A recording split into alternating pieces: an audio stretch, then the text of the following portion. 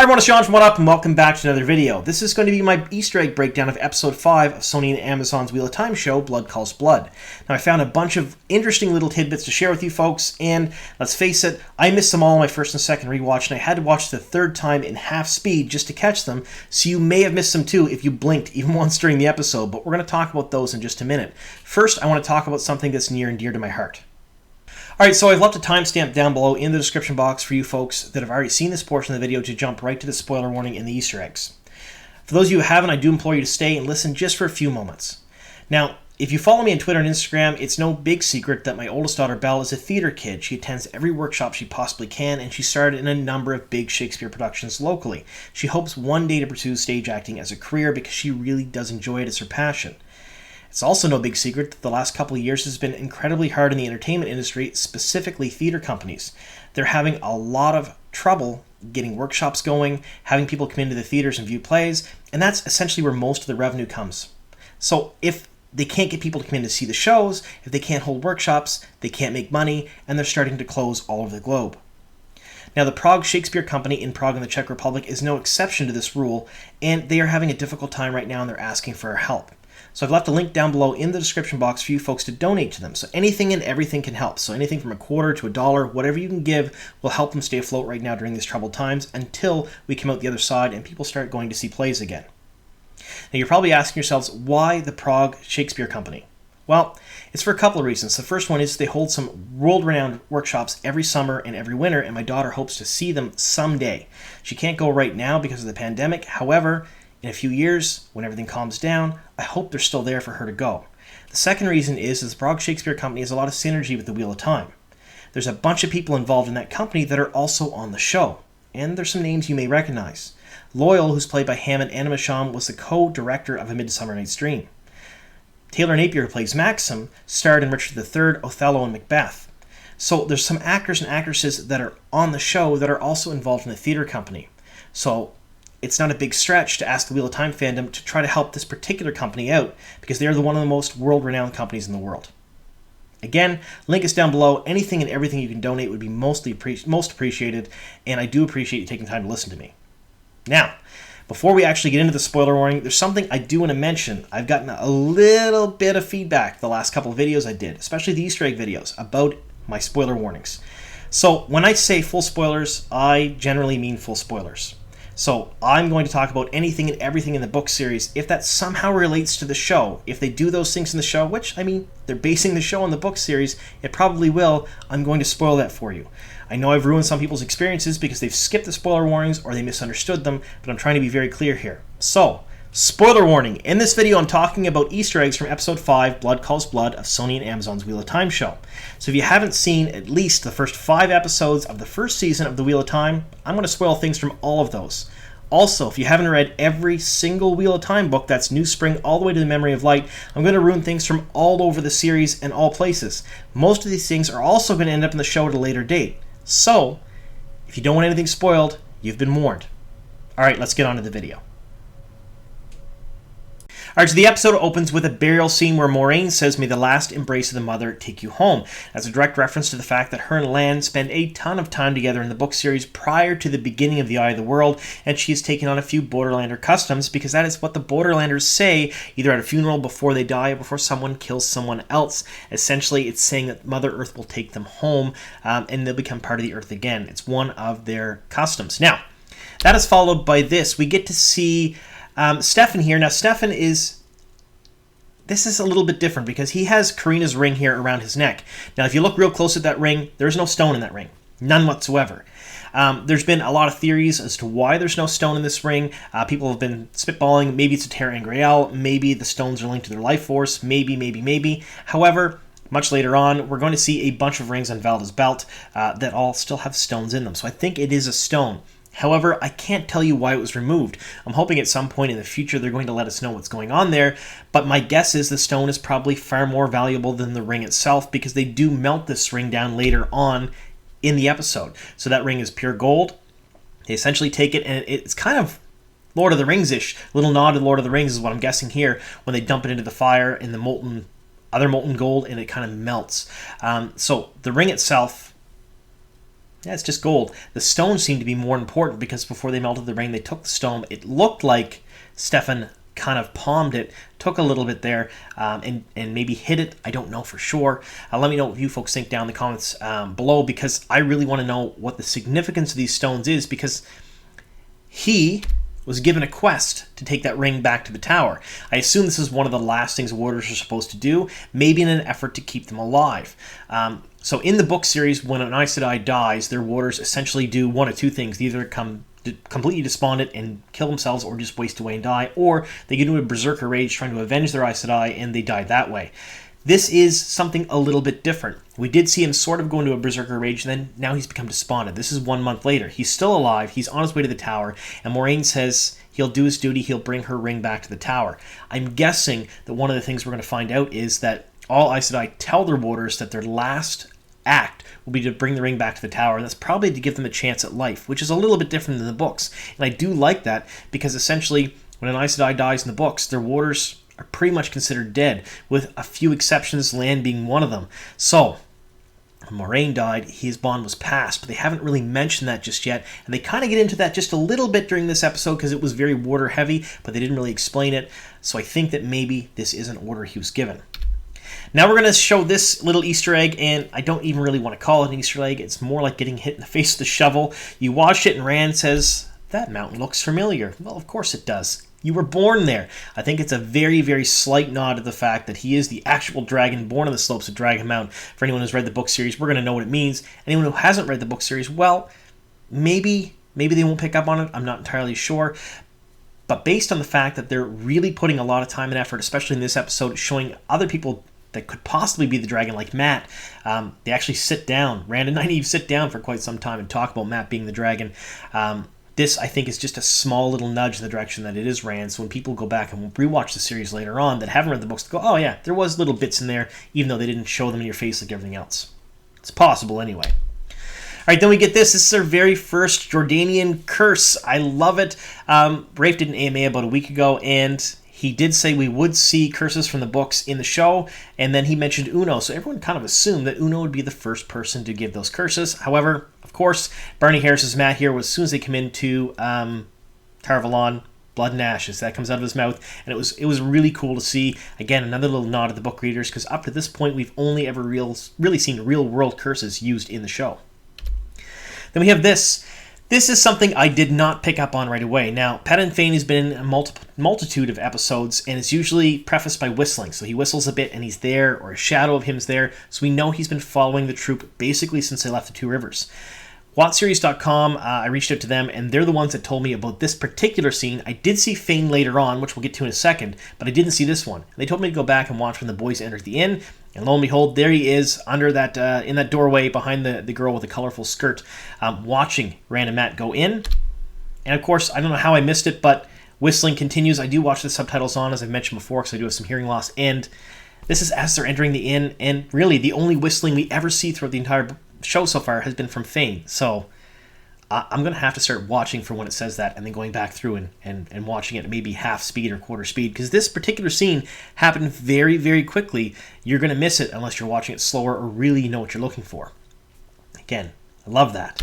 Then we have this scene here. This is a small nod, I think, to the story that was told about the Aiel during the Age of Legends, how they linked arms around one of the rampaging male Aes Sedai who has gone mad from the taint on the male half of the true source, and they basically sang and held him at bay while everyone else around them escaped and sacrificed their own lives to save others. They did almost exactly what's happening here. They linked arms. They didn't sing in this part of the episode. However, I think this is a small nod to that scene in the books, and I really like seeing it, because we all know the Aiel from the Age of Legends, essentially, they're the Tinkers. The Tinkers are as close to the Aiel as can be, even counting the real Aiel.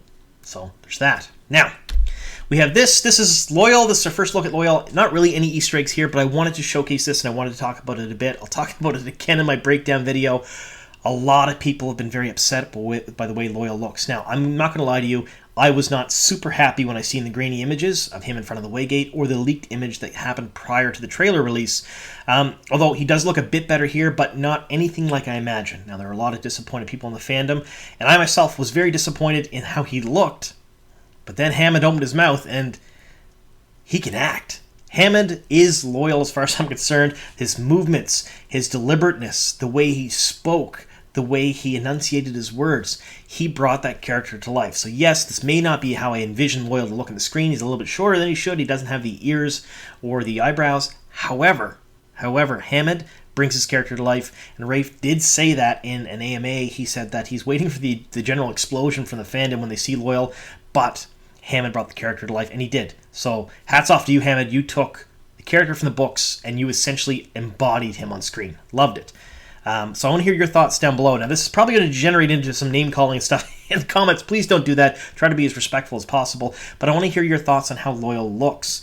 A lot of people are very upset with this. This is a fairly big departure from the book series. However, the explanation was given that they couldn't really do a fantasy creature that was super tall, that had all of that CG and stuff for his facial features, and have him as a key line. I think Rafe called him a keystone character, a main character in the show, without eating a big part of the budget up, and this was their compromise.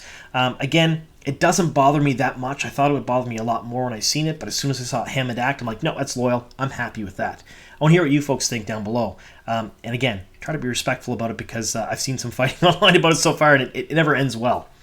All right, so this is the second scene with Fain in it that I said. This is during the procession with the false dragon Logain, and he is there kind of like lounging between two bird cages in the back. Again, really neat to see. If you blinked, you're going to miss it. It came and went really fast. But not just Fain in this. In front of Fain are four girls there, and my face is in front of one of them. They're all wearing white with white armbands. I believe, and I think, I don't have any real information on this, but I believe these are probably novices from the tower. Now, I don't see any banded, multicolored hems on the bottoms of their skirts, so they're probably not accepted. I see no rings on their fingers. And again, that's something else. All the Aes Sedai have rings with stones cut into them that are of the color of their Aja. Maybe, just maybe, he takes that ring back because he takes his Aja stone to remind himself of his Aes Sedai, and the ring just goes back and gets melted down, and maybe the Accepted get rings without stones, and when they're raised to an Aja, they get a stone. I really don't know. I have no idea. But I believe these to be novices. Again, let me know in the comments down below if you think I'm wrong or a little off base there. All right, so this here, we see Stefan basically walking in the procession with a horse without his Aes Sedai, and there's boots in the stirrups. So it's a pretty visual representation of the fact that his Aes Sedai didn't make it back, which this is the first time that people watching the show, who haven't read the books, are going to see other people's reactions. So all of the reaction of the crowd is absolute horror that an Aes Sedai didn't make it back, because it happens so rarely. Again, another nod to the books where this essentially almost never happens. You never see a Warder without the Aes Sedai, and I liked seeing this. I liked seeing how powerful people reacted to it. I thought it was pretty neat.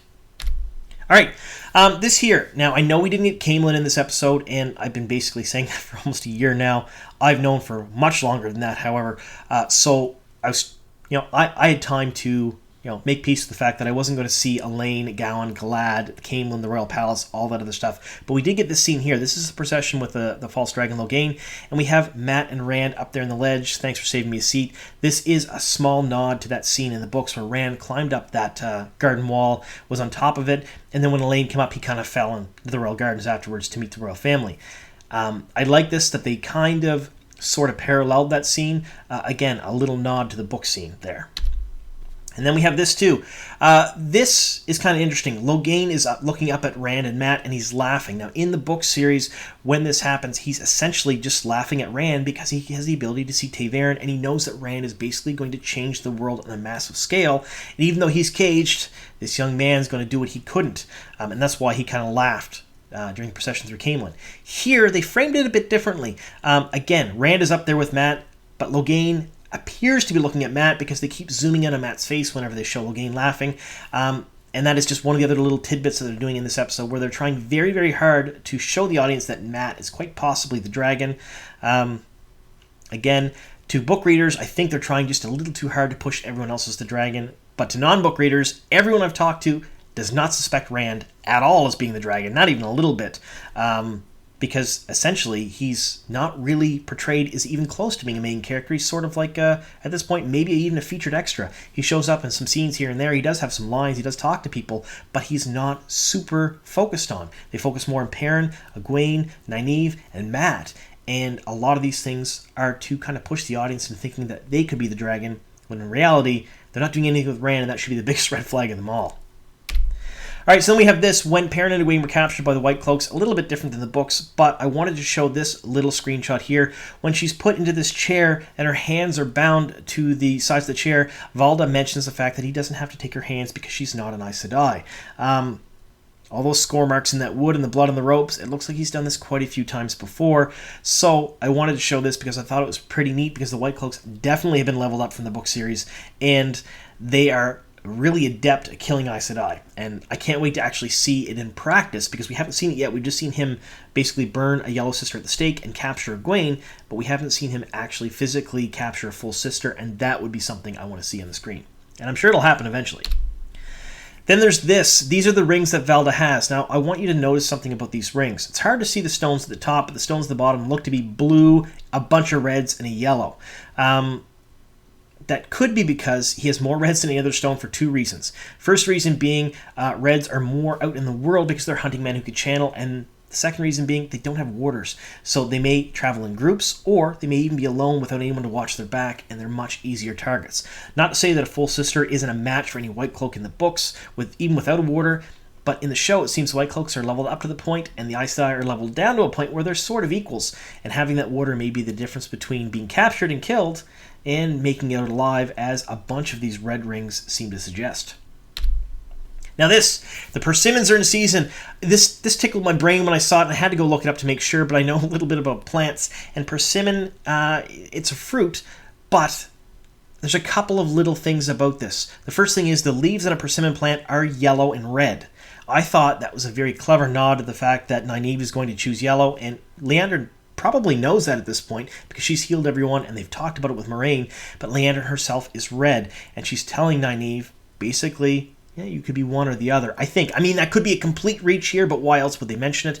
The second thing is a persimmon can be used to tell the weather. So in old folklore, what they used to do is cut them open and look at the seeds, and it would tell you if you're going to have a harsh winter, a cold winter, a mild winter, if there was going to be a lot of snow, by the shape of the seeds inside. And again, I think this is a little dig at Nynaeve being a wisdom. Go out there and pick that fruit and guess the weather because you're a charlatan without use the one power. I could be completely off base, but I think it's a dig both ways at Nynaeve from Liandrin here. And for Kate Fleetwood, I'm not entirely shocked. She's a very smart actress, and Liandrin seems to be a very, very smart and cunning character, much more so in the show than in the book series. I think it was all on purpose. But let me know your thoughts down below in the comment section.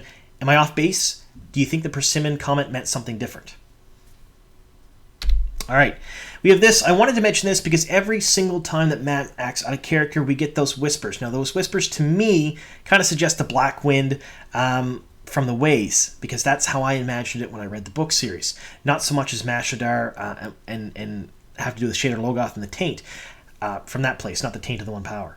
But they're kind of playing this up as he's going mad, and he's using the One Power, and they talk about that a fair bit in this. But I wanted to basically showcase that every single time he acts different. You hear these whispers in the background, and I think it's a dagger telling him what to do, or the infection from the city basically changing his mind and making him do something a little bit different. I think it's a very smart way to showcase it, even if I'm not entirely convinced that I like that black ooze as Mashadar rather than what's in the book series as the big white fog. I understand why they did it, but I like the fog a bit better. All right, now we're going to talk about this. Every single time in this episode, Perrin seems to be communing with the wolves. Two things happen. One, his eyes turn golden, which they do turn golden in the books. However, in the books, they turn golden and they stay that way. They don't shift back and forth. The second thing is he seems to lose himself almost completely and starts growling and acting like a wolf. This particular scene wouldn't have been out of place in An American Werewolf in London, Dog Soldiers, Ginger Snaps, any of those really good old werewolf movies, because it almost seems like he's going to shift and change into an actual wolf in this scene because he's growling and he doesn't really seem to know where he's at other than Valda's an enemy. Like that, I think this sort of kind of convinces me that they're going to accelerate his storyline with the wolves a fair bit, and then we may see Nome way earlier than expected, and he may make peace with the fact that he can talk with the wolves earlier than expected as well, because in the books, he pushed them away for a fair bit of time. All right. This next bit, this I think is plot armor level 9,000. So all the rings have stones. A big part of a lot of the plots in the books are the facts that Elaine, Nynaeve, and Egwene use their accepted rings, move to a different finger on their hand, of course, to portray themselves as full Aes Sedai, full sisters in a bunch of towns to get different benefits and do different things. You can't really do that if you don't have a ring with a stone in it in the series, or in the show, because that's how people recognize who Aes Sedai are. There's no ageless faces, there's nothing else. These rings are pretty much everything. So, they may get rings as accepted, we don't know yet, but they're definitely not going to have a stone because they haven't chosen that yet. So my guess is Egwene stole all these rings, and she's going to hide them, and they'll use these rings later on to portray themselves as full sisters, rather than their accepted rings. Again, just a thought, but let me know what you think in the comments down below. Now we're into these. So I have a bunch of different pictures of these. These are the little Forsaken dolls that we've seen in the scene where he's trying to ward off evil, and he's talking about his mother having them. They're the only things to survive the fire of her house. And we get our first glimpse at how some of the Forsaken are perceived. Now, I have a few pictures here. So this is him trying to keep away Ishamael, so the father of lies. He's talking about that. And then we get a good look at these. So we have, I've counted 8. Let me know in the comments down below how many of these figurines you counted. So this means one of two things. One, there's only 8 Forsaken in the show, which is entirely possible because a couple of them are quite throwaway and they could possibly be not used or amalgamated with other Forsaken, and it does cut down the number of people they have to hire and showcase in scenes.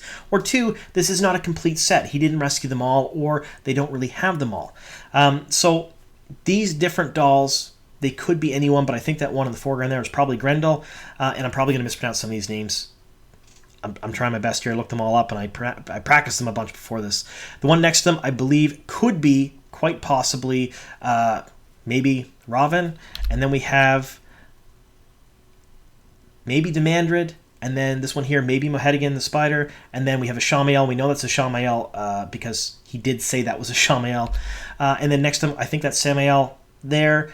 Next to that, maybe Lanfear. It's got the long flowing hair. And the one on the far left, your guess is as good as mine, but quite possibly Aegonor Bathmel, but I think those two are probably going to be cut. Let me know in the comments down below who you think each one of these Forsaken are, because the only one that he mentioned that we knew about really was a Ishamael, and I think quite possibly that's the only Forsaken we're going to see in this particular season.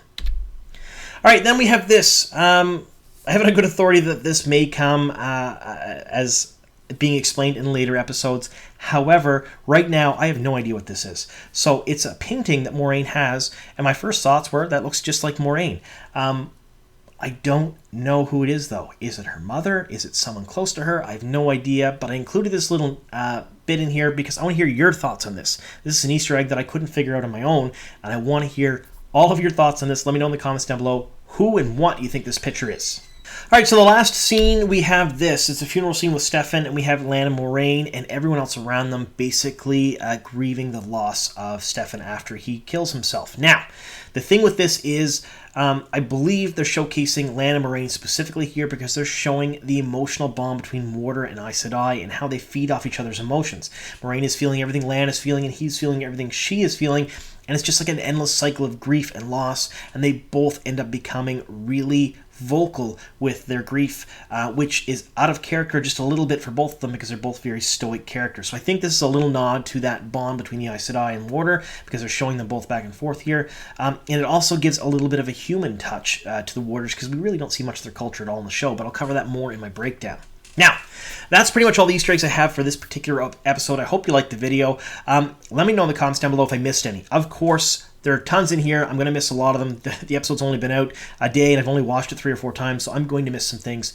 But if you find some, let me know in the comments. Send me a message on Instagram, Twitter, email, whatever you want to do. I'm going to do a video at the end of the season showcasing all of the Easter eggs I missed from every single episode, talk about them all there, and I think it'll be really neat to see what I've missed and you folks picked up on.